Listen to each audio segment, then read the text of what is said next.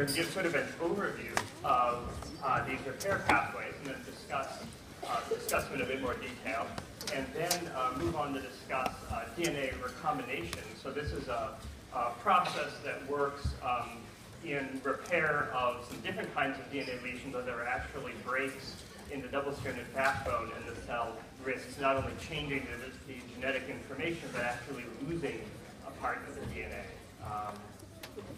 So mutations can arise from chemical changes to the bases that alter their pairing.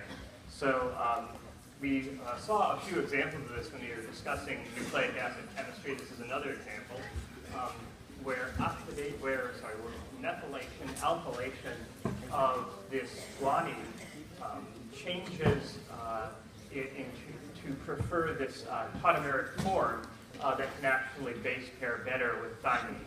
So of course, when this methylation first happens, there's a methylguanine on one strand and a cytosine on the other strand. But during replication, this tautomeric form will pair with thymine in the DNA polymerase, and then ultimately lead to the incorporation of the thymine after this strand is replicated again in the second round of replication. That thymine will pair with an A, and then in the long run, half of the offspring will actually have a change from a GC base pair here to an AT base pair, changing the genetic information. There are other lesions that can actually entirely block DNA replication. So I told you that the replicative polymerase is a very strongly constrained active site to really favor only forming proper AT and GC base pairs. It does this, of course, by rejecting mispairing, but in some cases there can be chemical changes that actually simply prevent any acceptable pairing from occurring in the site. And so the polymerase synthesizing the strand with an unrepaired lesion like this might stall entirely at the site of that lesion. It's also possible to have actually nicks in the backbone of the DNA, and when the replication fork hits these, this single-stranded break is transformed into a double-stranded break. And both of these are extremely serious problems for the cell. So DNA repair is a process that corrects chemical damage as well as low-frequency synthesis errors in order to preserve the genetic information, the sequence of nucleotides, and also the chromosomal integrity, because intact chromosomes, of course, if you actually break a chromosome, then you'll lose some of the genetic information. So there's redundancy in DNA information. First of all, at the level of the fact that the DNA is present in two strands, all of the genetic information, in principle, is present in just one of those strands, and so the cell can detect lesions and correct the information based on the other strand. This redundancy allows repair before replication. In other cases, as we'll discuss later, the cell can also, eukaryotes, diploid organisms, can also use the homologous chromosome as a template to repair certain kinds of damage. But certainly this repair of damage from the opposite strand of the same double helix is the first and most straightforward mode of DNA repair. So there are really two steps in the process of DNA repair. The first is recognizing some signature of DNA damage that has occurred in the cell. And the second is the resynthesis of intact DNA with the correct sequence. So with one exception that we'll discuss, almost all of these processes repair DNA by degrading the damaged DNA entirely and resynthesizing it from the other strand. And the importance of this is, of course, that changes in the genetic information are damaging. In a single-celled organism like E. coli, they create a persistent mutation that the offspring of that E. coli will inherit, and they could make those organisms less fit or even entirely unable to survive. In animals or in any multicellular organism, not all mutations cause persistent changes in the offspring. Only mutations that arise in the germline in the cells that actually become gametes will cause changes in the offspring, But this is also very important because somatic mutations, mutations in other tissues of the body, are very strongly linked with the development of cancer. And these can be spontaneous mutations.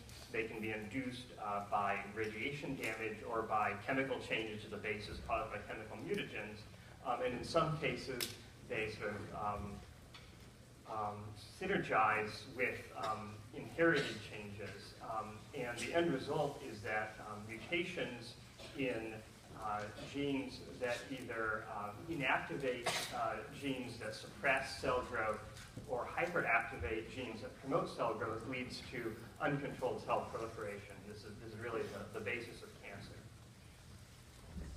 So cells do have certain processes where they can directly repair certain kinds of base damage. This is sort of the exception, not the rule.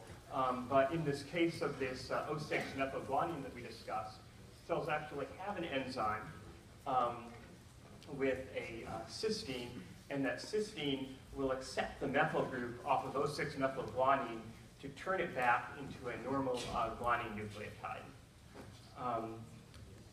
So one interesting fact about this is not strictly an enzyme. It actually acts only once. When this protein accepts the methyl group off of the guanine, it has no way of recycling back to having a free sulfur that can do this again. So I think one conclusion that we can draw from this is that removing that single methane from the guanine is so important to the cell that it will synthesize a protein that it can only use once to repair a single guanine.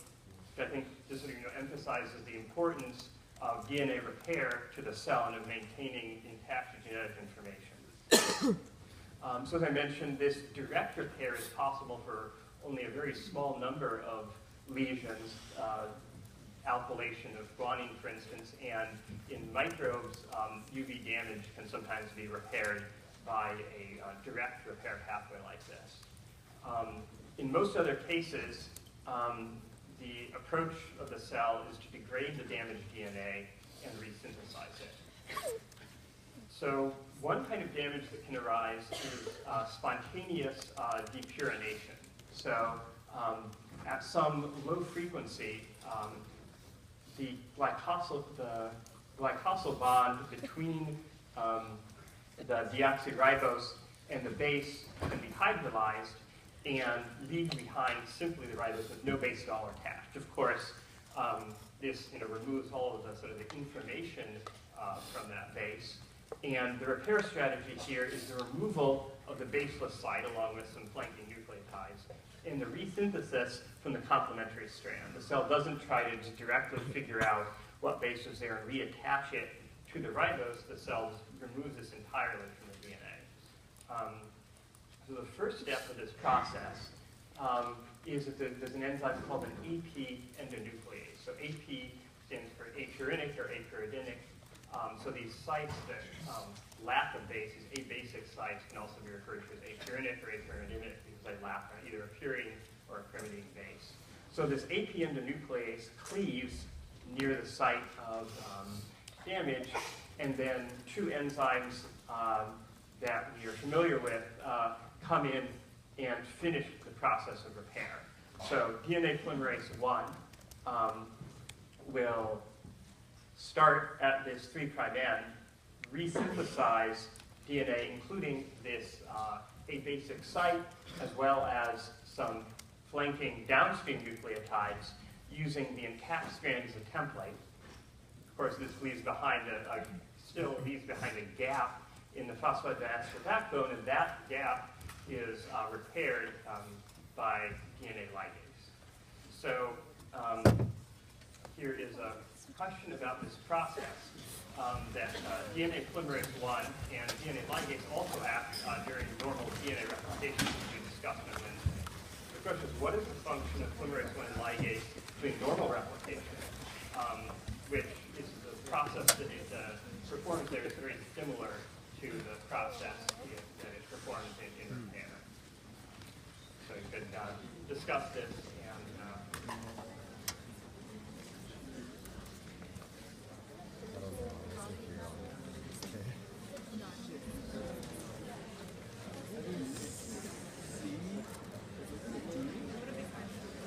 It's D. It's D.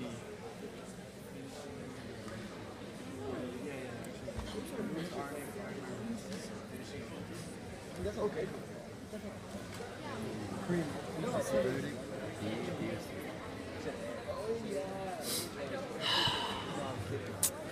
What is it?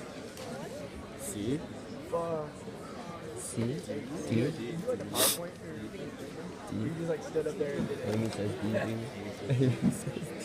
think I'm just gonna show them a video and just be like, this is what I'm doing. Dude, but I don't get the endonuclease. How was it finishing with this?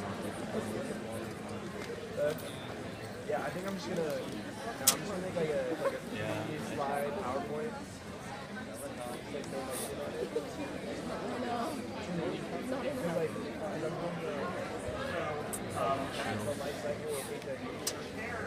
A basic site is very similar to finishing Okazaki fragments during normal replication. So if you remember, the Okazaki fragment has, first of all, it has a niche in the DNA, just like the break that's created by the AT endonuclease, and then it also has a stretch actually of this RNA primer. Synthesized by primate that needs to be degraded and replaced with DNA. So what happens is the DNA polymerase I comes in and uses its activity, first of all, of a 5' to 3' exonuclease to chew up the RNA in front of it and synthesize DNA behind it. And the same thing happens after cleavage by the AT endonuclease. As polymerase I degrades ahead and resynthesizes behind, and finally DNA ligase terminates this process by sealing the nick in the strand. So this is a general approach the cell can use to resynthesize DNA when one of the bases has been removed. And in addition to cases where this loss of the base happens spontaneously, there are also cases where the cell deliberately cuts off a damaged base as part of the repair pathway. And there are a couple of prominent examples of this. Actually, the repair of uracils in DNA occurs by cleaving off the uracil to create an abasic site. And of course, once the abasic site is created by removing that uracil, the abasic site repair pathway is activated, that the AT endonuclease will cleave, the DNA will be degraded, and then resynthesized by polymerase I, and finally the nick resealed by DNA ligase. So, of course, uracil in DNA happens from the spontaneous deamination of cytosine, and so it'll happen is instead of a CG base pair, there will be a UG base pair. Uracil glycosylase is very specific for uracil as opposed to thymine. You'll cleave those uracils out, and this will be resynthesized. Adoxoguanine is an oxidized guanine. It's another example of a base that can mispair. In this case, it can actually form this adoxoguanine base pair with adenine. And again, the cell repairs this pathway by cutting out the damaged base and resynthesizing. Yeah. So AP endonuclease cuts one bond in the phosphodiester pathway. So the question is, how much does AP endonuclease remove? AP endonuclease doesn't really remove any of the DNA. It simply nicks the backbone here, and breaking a single phosphodiester bond. DNA polymerase I is actually the enzyme responsible for degrading damaged DNA with its 5' to 3' exonuclease activity that will start at this break, move forward while extending this strand forward to synthesize all of these bases shown in red here.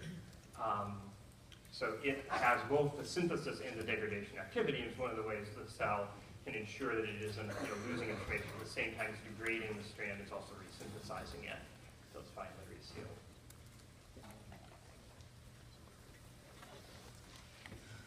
So base excision repair can fix certain kinds of chemical damage to single bases.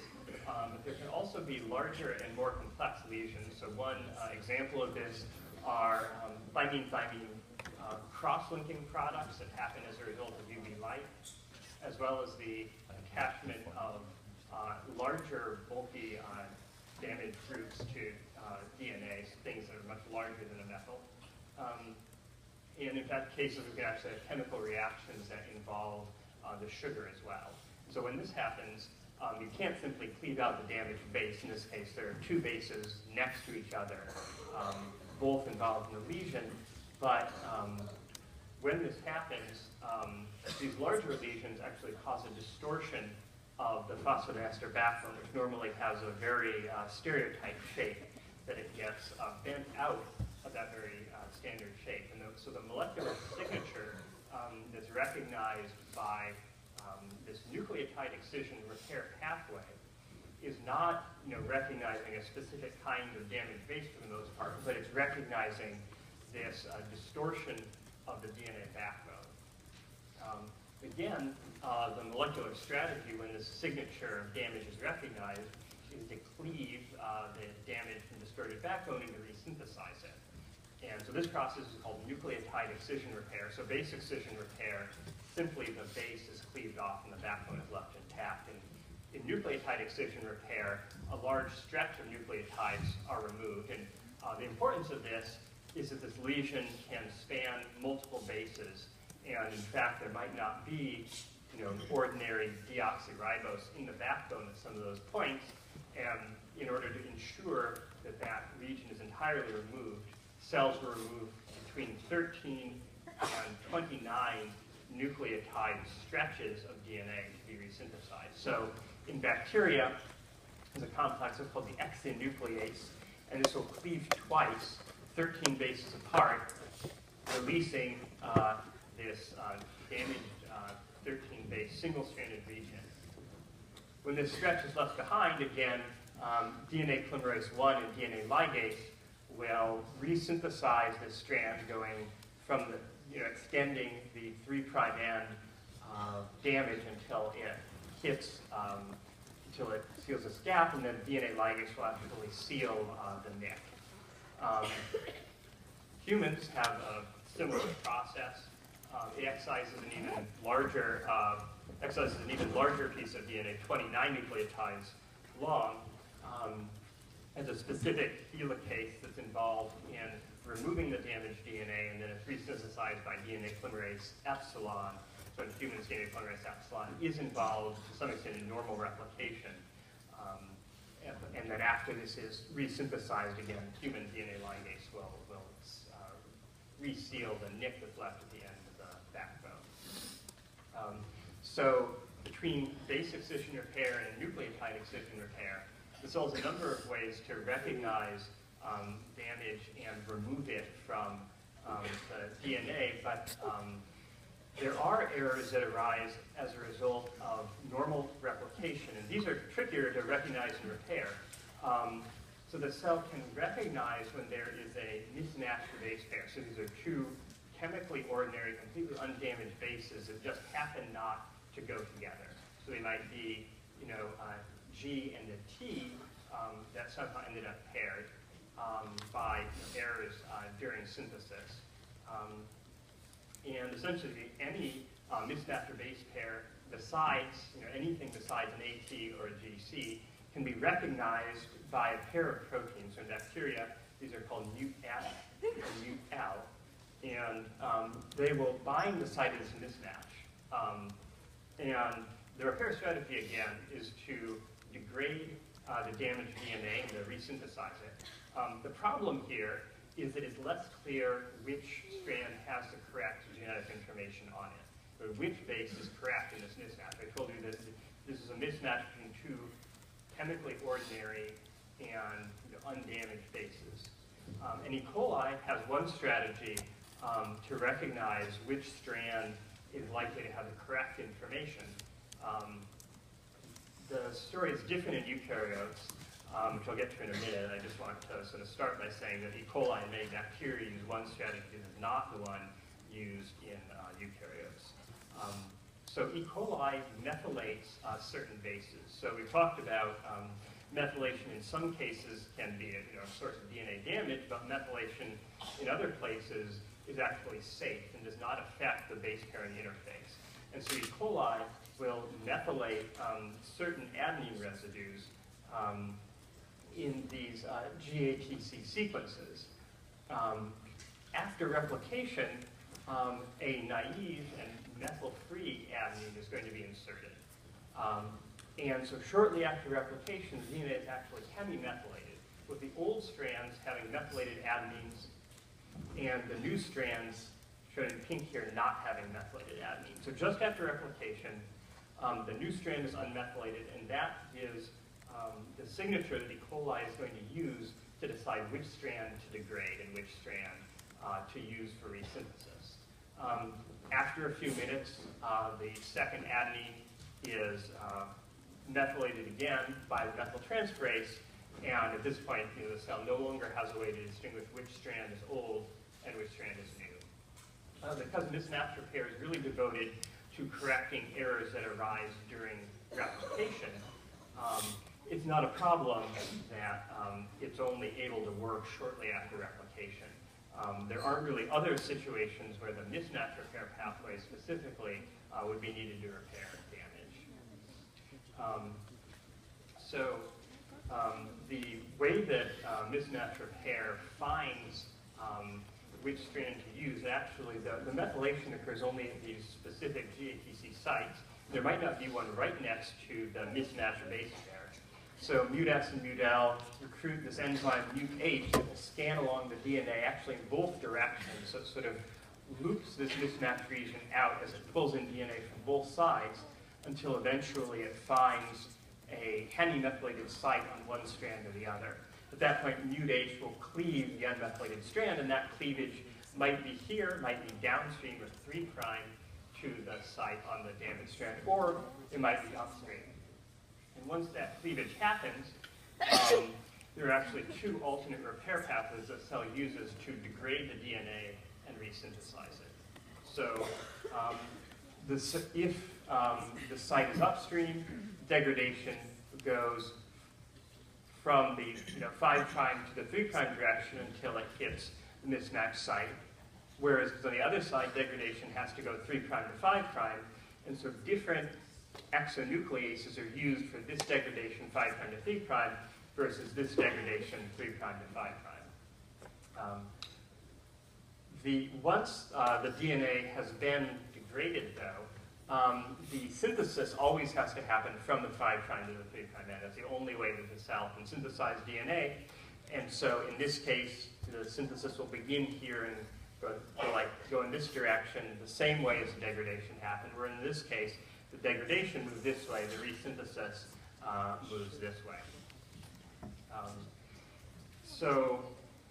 And I guess the other note is that the stretches of DNA that can be degraded during mismatch repair can sometimes be quite long, can be hundreds of base pairs, and they're typically resynthesized by DNA polymerase III, the same very high fidelity and high specificity replicative polymerase used to replicate the genome in the first place. So eukaryotes, including humans, recognize mismatches using proteins called MutS homolog and MutL homolog that are sort of direct homologs, perform the same process as MutS and MutL in bacteria. And the repair strategy is similar, but there's no hemimethylation and no particular role for the GATC site in recognizing which strand is old and which strand is new. And in order to figure out which base is correct, so one key is the eukaryotic mismatch repair very closely follows the replosome as it replicates the DNA. And on the lagging strand, it seems to use the presence of Okazaki fragments and frequent breaks in the newly synthesized strand as the signature of which strand is newly synthesized and which strand should be degraded and repaired when it encounters a mismatch. In the leading strand, we actually still don't know what molecular signature the cell uses to determine which strand it should degrade and resynthesize. So in some cases, the replication fork will actually encounter an unrepaired lesion that it can't bypass. And when this happens, this is a very serious problem. There's the replicative polymerase has no way of skipping over some lesion like this and beginning synthesis on the other side.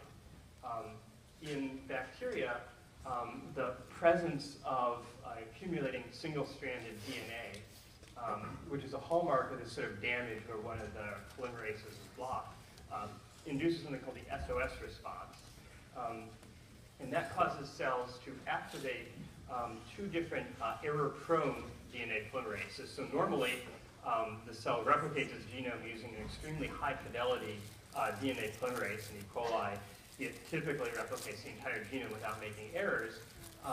But the same things that cause it to be very high fidelity also cause it to be extremely picky about bypassing lesions in the DNA. And these error-prone polymerases, 4 and 5, are low fidelity, have no proofreading, accommodate damaged bases very well, and sort of represent the case that if the normal polymerase is simply unable to bypass a lesion, it's better to put any bases into the newly synthesized strand than to entirely stop synthesis. So these error-prone polymerases are quite mutagenic, but the alternative is worse. In mammals, there are also these error-prone trans-lesion synthesis polymerases, but their action is much more restricted, and usually they synthesize only a very few base pairs. In fact, there's a DNA polymerase Eta, for instance, that is specialized simply to synthesize past thymine-thymine dimers. And it synthesizes really only a few nucleotides at those sites, and it's also able to correctly insert adenines across from these dimerized thymines most of the time. So mammals do have these error-prone polymerases, but they usually don't synthesize many hundreds of base pairs at once, and so in that way the sort of the mutagenic potential of these error-prone polymerases are controlled. So another question about this, I just told you that the translesion synthesis in bacteria can introduce errors in normal bases with no DNA lesions. And the question is which repair pathway is best suited to repairing the defects caused by these translesion synthesis of the 4 that we've just discussed.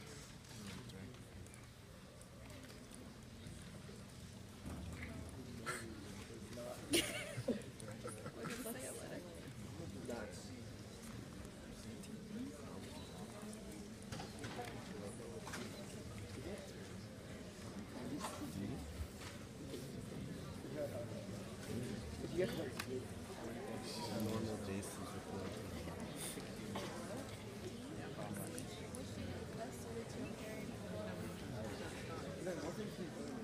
Or it could be D.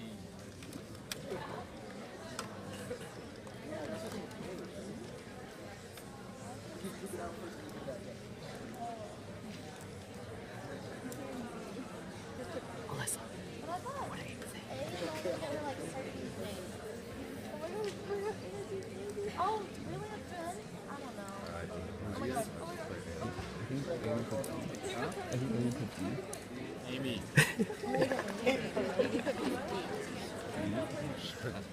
She put D. Oh no. Yeah, I hope I did. Okay, so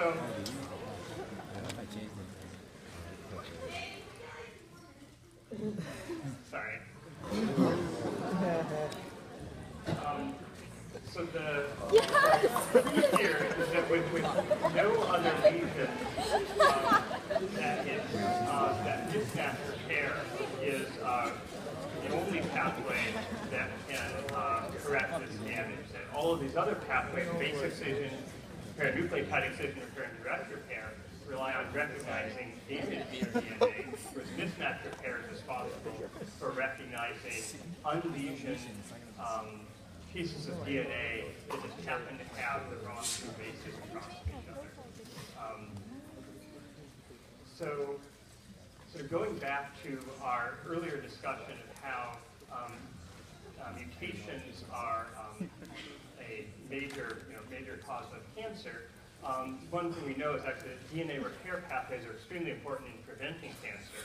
And one way we know this is that in humans, the hereditary loss of many of these DNA repair pathways causes very specific syndromes that cause a very high incidence of cancer. So a couple of these examples are xeroderma pigmentosum. So this is a syndrome that results in extreme UV sensitivity and a very high incidence of skin cancers. And it arises as a result of mutants in any of the 7 human genes that are involved in the process of nucleotide excision repair. So this is the one that cuts out a large chunk of damaged DNA in response to the kinds of thymine-thymine dimers and the 6,4 photoproducts that are caused by UV light. Or DNA polymerase eta, which is the special translesion polymerase that can repair those thymine-thymine dimers. So when cells can't perform nucleotide excision repair or translesion synthesis to bypass these, the mutations, first of all, simply kill skin cells at high frequency and also introduce mutations that can lead to cancer. HNPCC is a syndrome arising from mutants in the mismatch repair pathway.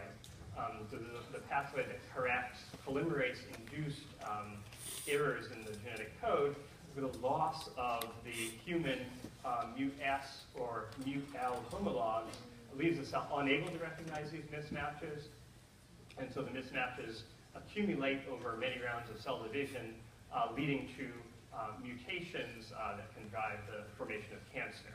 So these are 2 examples, and actually for essentially all of the DNA repair pathways in human cells, we can identify how loss of these repair pathways leads to an elevated incidence of cancer. So we've been talking about the DNA damage that leads to changes in the genetic information, but actually one of the most serious kinds of lesions in the DNA is a double-stranded break. One way this can arise is when the replication fork encounters an unrepaired nick in one of the template strands. So as the replication fork passes this nick, it is converted into a double-stranded break. The polymerase, here is a leading strand polymerase, encounters this nick, simply hits the end of its template, doesn't have any way to cross this nick onto the other strand. And the replication fork says it collapses at this point, that it can't continue to make progress, has no template.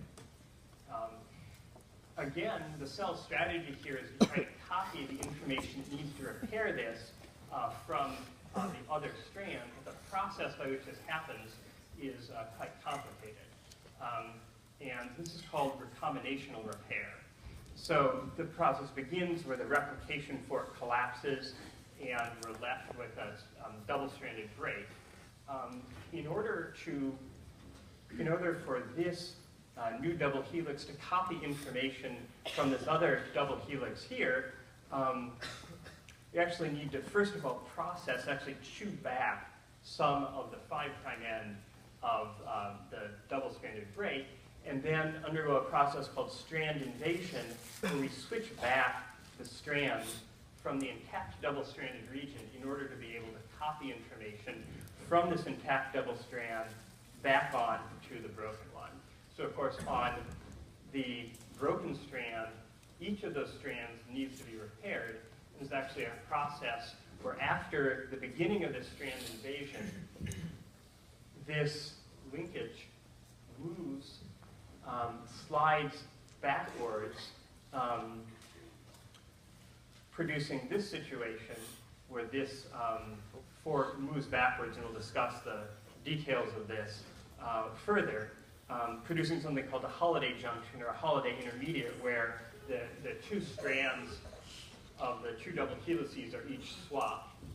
Ultimately, this switching is resolved by cleaving them again, leaving a situation here. So the new template strand, the nicked template strand up here has actually been in part replaced by this strand here, allowing it to span this gap and jump back onto the intact template strand here.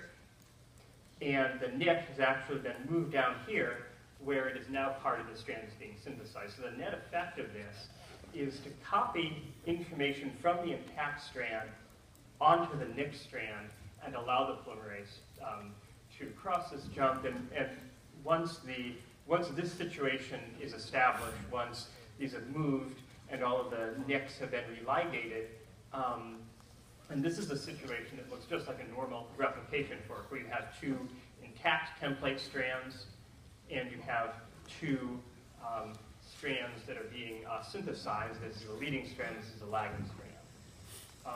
So to look a little more at that holiday junction intermediate where the two strands exchange, sort of drawn a diagram here on the left. We have this, we have two strands here and here, and double helices here, and they sort of cross over here and exchange strands. And so if you take the top things and just bend them upwards like this, and then you take the bottom ones and you just rotate them around like this in three-dimensional space, you end up with a configuration that looks like this. It looks more like an X, where the blue and green strands are paired together here, then the green strand exchanges to pair with the red, the blue strand exchanges to pair with the yellow, and vice versa. And so here, this is actually a real crystal structure of a holiday junction like this, where again, you can see the green strand comes in paired to the blue. There's sort of this X in the middle, the square, just like this, and the green strand leaves paired to the red strand. And likewise, the yellow strand comes in paired to the red strand and leaves paired to the blue strand.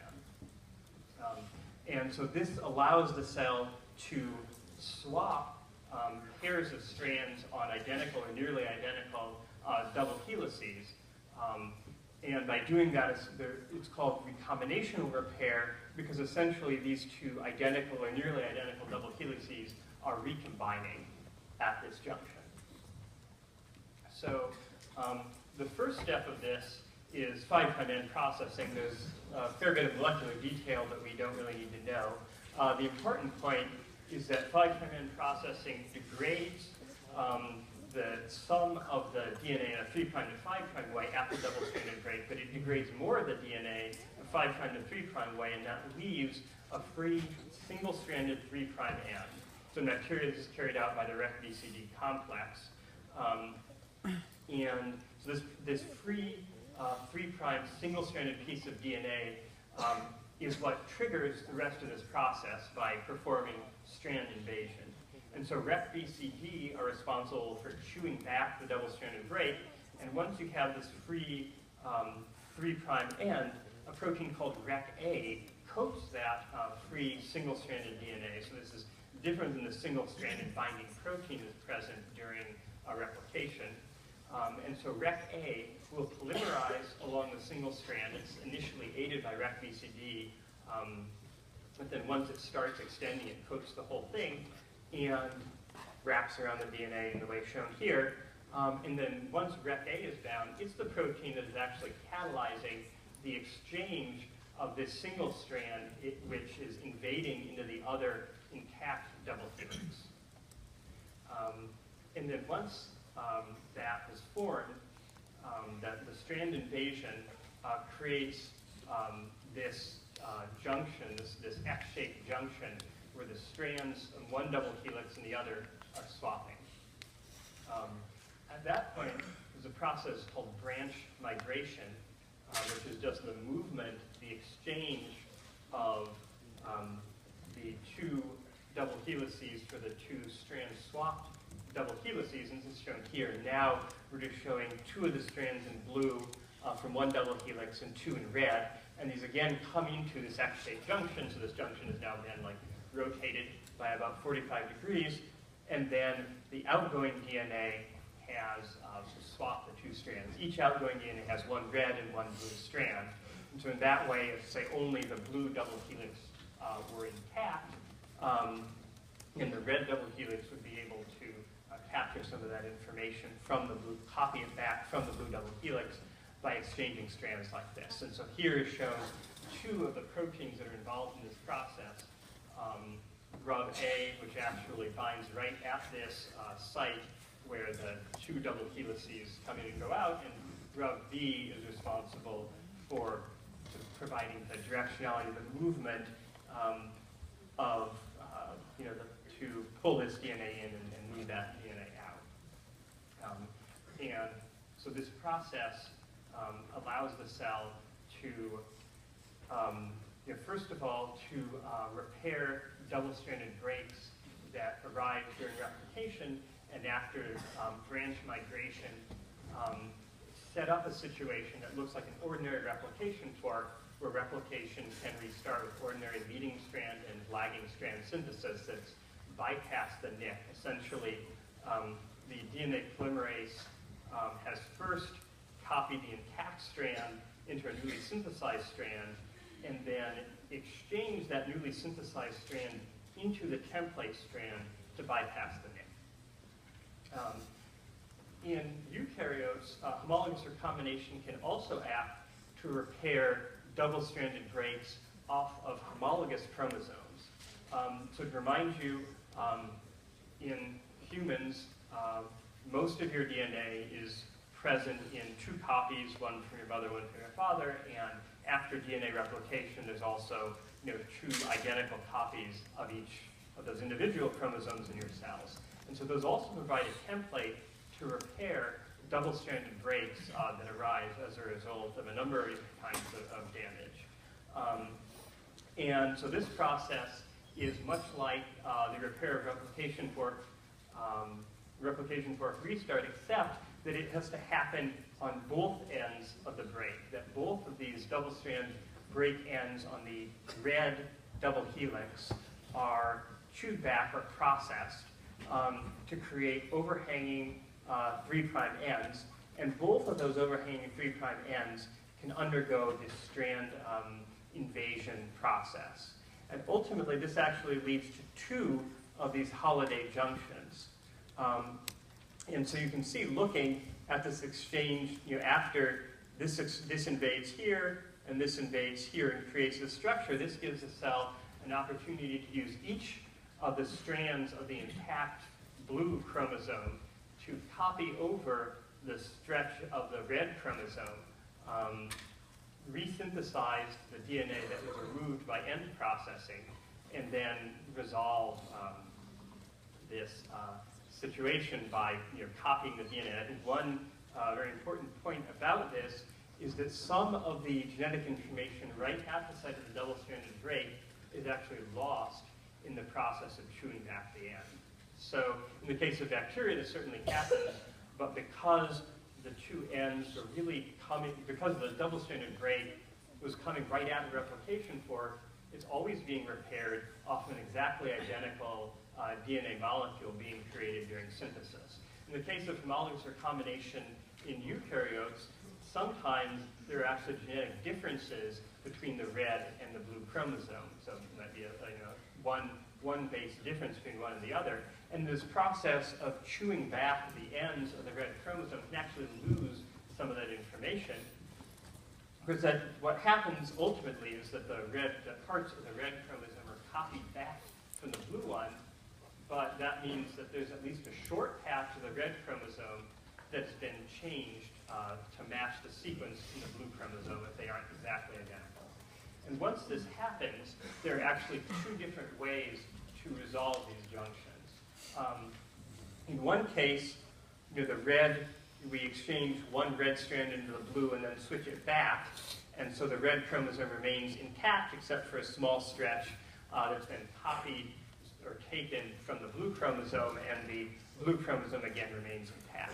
And so the double helices are preserved across the break, and there's just a short region where genetic information on the red chromosome might change to match that of the blue chromosome. The other way of resolving these, however, is to say that, okay, one of these red strands exchanges, and then we actually essentially pick up the blue chromosome on the other side of this break, and vice versa, so that the blue double helix on one side is attached to the red double helix on the other. And this is the significance of this double-strand break repair in homologous recombination. This is how the arms of some chromosomes get swapped with the arms of homologous chromosomes during meiosis. So actually, in meiosis, the cell intentionally introduces double-stranded breaks in some of the homologous chromosomes. here sort of diagrammed in the Pachytene stage, that you'll get these double-stranded breaks in the formation of one of these sites of homologous recombination with two of these holiday junctions that effectively connect the two strands of the red chromosome here onto the two strands of the blue chromosome here and vice versa. And this does two important things. One thing it does is to physically tether the homologous chromosomes together. So this is actually very important for ensuring that the offspring gets exactly one of the homologous chromosomes. The other thing it does is some of these homologous chromosomes you can see are actually swapped. So after segregation, this chromosome will be a totally intact red one on the far right, a totally intact blue one on the far left. In the middle, we'll have a chromosome that has some information from the blue and some from the red, and vice versa. And so this is actually the molecular basis for the fact that different genes, different loci on a single chromosome can get shuffled around during meiosis, and different offspring can inherit different traits. So in addition to the recombination repair serving an important role in restarting a collapsed replication fork, which it does in bacteria and in eukaryotes, and to allowing the repair of double-stranded breaks that happen normally as a result of things like radiation damage or oxidative damage. Homologous recombination happens at deliberately induced double-stranded breaks in meiosis to tether chromosomes together and to create genetic diversity in offspring. So that's what I had today to talk about, and I guess next time we're going to start talking